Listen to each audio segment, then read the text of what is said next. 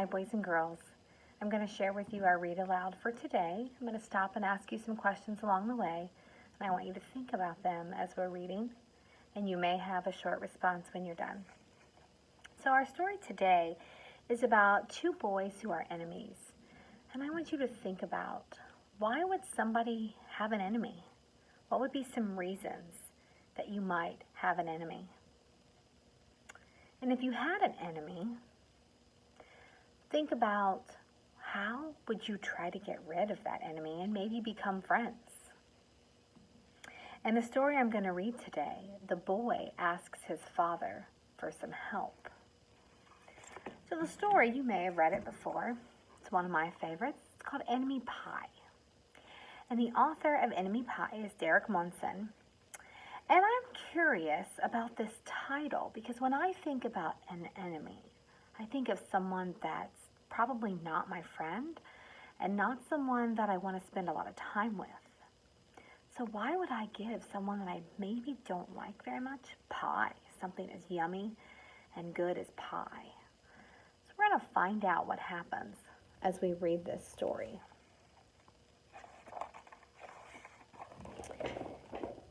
It should have been a perfect summer. My dad helped me build a tree house in our backyard. My sister was at camp for 3 whole weeks, and I was on the best baseball team in town. It should have been a perfect summer, but it wasn't. It was all good until Jeremy Ross moved into the neighborhood, right next door to my best friend Stanley. I did not like Jeremy Ross. He laughed at me when he struck me out in a baseball game. He had a party on his trampoline, and I wasn't invited.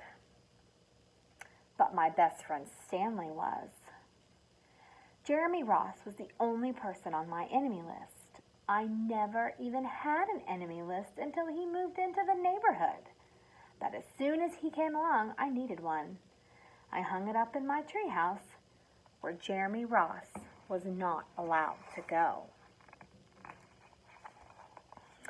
Dad understood stuff like enemies. He told me that when he was my age, he had enemies too, but he knew a way to get rid of them. I asked him to tell me how. Tell you how?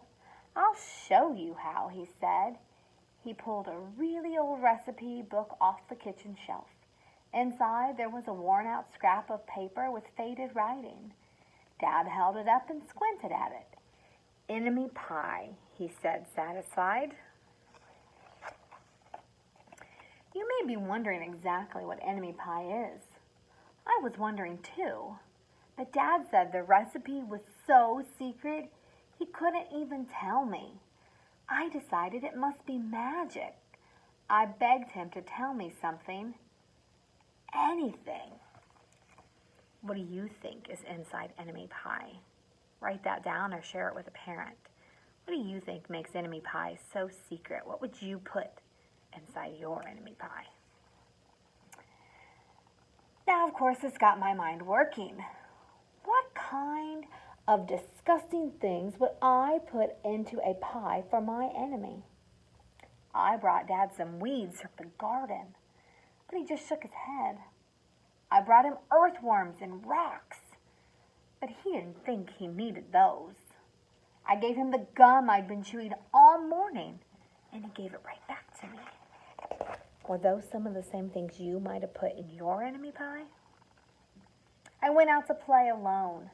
I shot baskets until the ball got stuck on the roof. I threw a boomerang that never came back to me. And all the while, I listened to the sounds of my dad chopping and stirring and blending the ingredients of enemy pie. This could be a great summer after all. Enemy pie was going to be awful. I tried to imagine how horrible it must smell, or worse yet, what it would look like. But when I was in the backyard looking for ladybugs, I smelled something really, really, really good. And as far as I could tell, it was coming from the kitchen. I was a bit confused. I went to ask Dad what was wrong. Enemy pie shouldn't smell this good. But Dad was smart. If enemy pie smelled bad, your enemy would never eat it, he said. I could tell he'd made enemy pie before. The buzzer rang and Dad put on the oven mitts and pulled the pie out of the oven. It looked like plain old pie. It was good enough to eat. I was catching on. But soon I wasn't really sure how this enemy pie worked. What exactly did it do to enemies? Maybe it made their hair fall out or their breath stinky. Maybe it made their bellies cry. I asked Dad, but he was no help. He wouldn't tell me a thing. But while the pie cooled, he filled me in on my job. He talked quietly. This is one part of enemy pie that I can't do. In order for it to work, you need to spend a day with your enemy. Even worse, you have to be nice to him. It's not easy, but that's the only way enemy pie can work. Are you sure you want to go through with this? Of course I was. It sounded horrible. It was scary, but it was worth a try. All I had to do was spend one day with Jeremy Ross. Then he'd be out of my hair for the rest of my life. I rode my bike to his house and knocked on the door. When Jeremy opened the door, he seemed surprised. He stood on the other side of the screen door and looked at me, waiting for me to say something. I was nervous. Can you play? I asked. He looked confused. I'll go ask my mom, he said. He came back with his shoes in his hand. His mom walked around the corner to say hello. You boys stay out of trouble, she said, smiling. We rode bikes for a while and played on the trampoline. Then we made some water balloons and threw them at the neighbor girls. But we missed. Jeremy's mom made us lunch, and after lunch we went over to my house. Sounds like things are going pretty good so far, huh? Let's see if that enemy pie works.